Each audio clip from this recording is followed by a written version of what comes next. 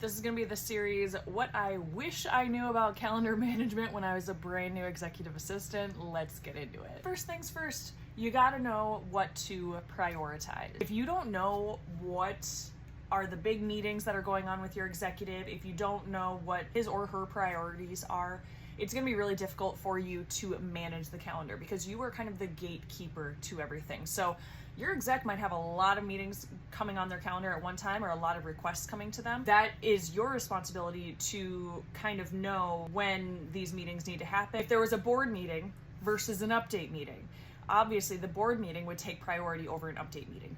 In my eyes, pretty much everything takes priority over an update meeting, unless my executive is meeting with like the CEO.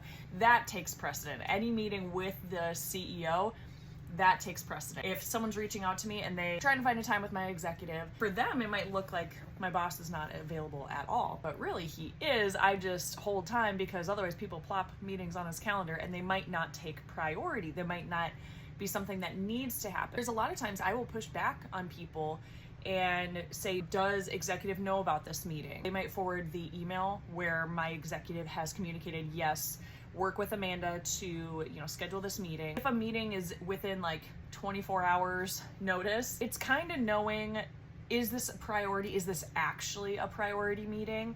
Does this need to happen? Because I'll have people reach out and say, I need to get on your executive's calendar within 24 hours. I need to speak with your boss. And I always push back and say, all right, awesome. Have you talked to them about it? Have they confirmed that it's cool to schedule it at this time? Sometimes it's easier for the meeting organizer to send an email to my executive versus me being the middle person trying to explain what meeting is happening. If a meeting needs to happen or, needs to happen and he needs to be there, according to the meeting organizer, if he's completely busy and I'm a gatekeeper for his calendar. If I know that adding this meeting to his calendar is really going to disrupt things or it's going to just be really chaotic or whatever it is, if it's just going to be a back-to-back meeting, I don't want to schedule it unless it's a priority item. That's why you need to know if an item is a really priority, needs to happen, or if it can wait, because some people, they think all their meetings are very, very important, and a lot of times